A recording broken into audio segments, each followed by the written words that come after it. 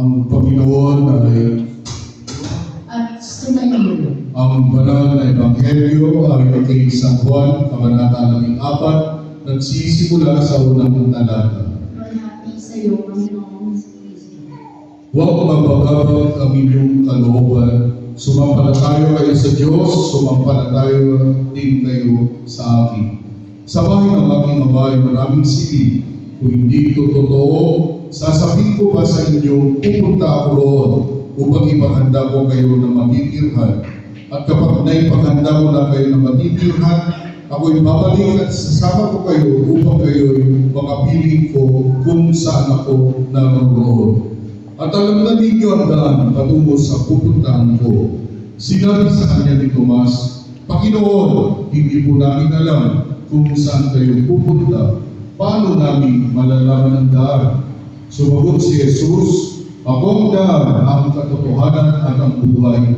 Wala makapupunta sa Ama kundi sa pamamagitan ko. Ang banal na ebanghelyo ng Panginoon. Papuri sa iyo, Panginoong Kristo. Magsiupo po ang lahat. Sa pangalan po ng simbang iglesia, hindi na intindiente ay pinapaputo po sa pamilya ang taus-pusong pagdadalamhati sa pagkawalay po ng aking kapatid na si Virginia Nel. Meron po isang kwento na lagi po po inukwento kapag ako'y nagbibisa po ng misa patay. Dumating po kasi, bumaba po kasi si kamatayan kay Pedro.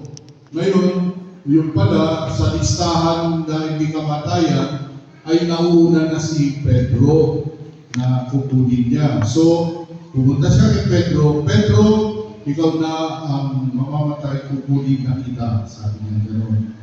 Kaya ang ginawa ni Pedro, dahil ayaw pa niyang mamatay, ang ginawa po niya, pinag-implant niya ng Diyos kamatayan. Dahil nakita niya pagod na pagod si kamatayan. At mautak talaga si Pedro eh. Nilagyan niya ng pampatulog yung Diyos. So sa patinig sabi, ininom ni kamatayan yung Diyos at nakatulog. Ngayon, ang ginawa ni Pedro, kinuha niya yung listahan ni kamatayan. Ang ginawa po niya, kasi nakita niya number 1, si Pedro, siya pala yun. Ang ginawa niya, in-erase niya. In-erase, inilagay niya sa huli. Para siyempre, kung tatawag na naman si kamatayan, dahil nasa bandang huli siya, so hindi pa siya mamamatay. Sa madaling sabi, nagising po si kamatayan at relax na relax. Sabi niya ganyan, na napakabuti po Pedro dahil na-relax ako. Siyempre, pagod na pagod. Na-relax ako at dahil sa napakabait po Pedro, sabi niya ganyan, kinuha niya yung kanyang listahan, mag-uumpisa na lang ako dito sa huli, sabi niya. Sino yung nasa huli? Mga kapatid, ano ang aral na matututunan po natin sa kwento? Anong aral? Ang aral po na matututunan natin sa kwento, kung oras na natin, kung tayo na po ang kukunin ng Panginoon, tayo na po ang kukunin ng Panginoon.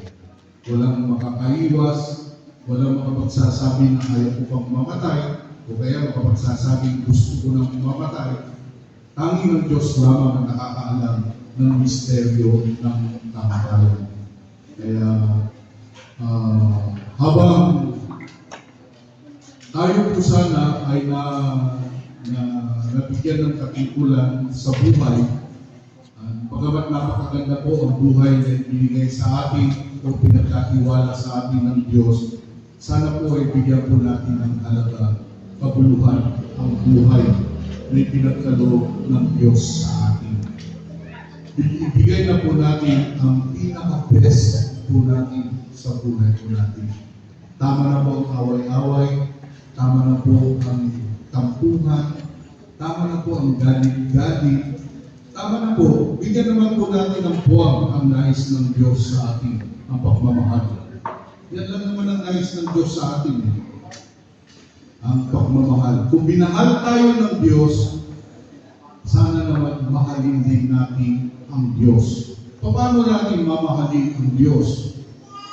Paano? Paano natin may papakita sa pamamagitan ng pagmamahal natin sa kapwa? Whatever you did to the least of my brethren, you did it to me, sabi ng Panginoon.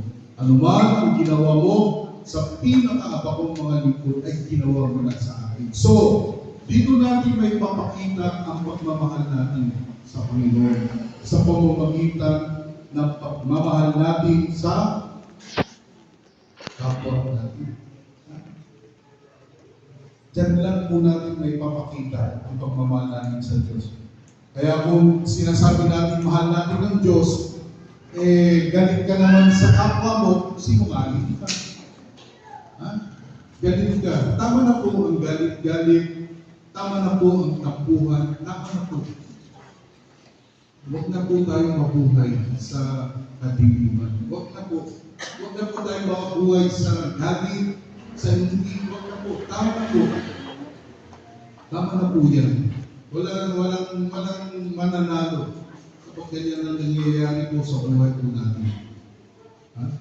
Kaya sana, habang tayo ay nasa mundo nito mga kapatid, inuulit ko lang po, habang tayo ay nabubuhay sa mundo nito, ibigay po natin ang pinaka-best po natin sa buhay po natin. Sa pamilya ko, bagamat napakasakit ko ang mawala naman sa buhay, manatili pa rin po sana ang pagmamahal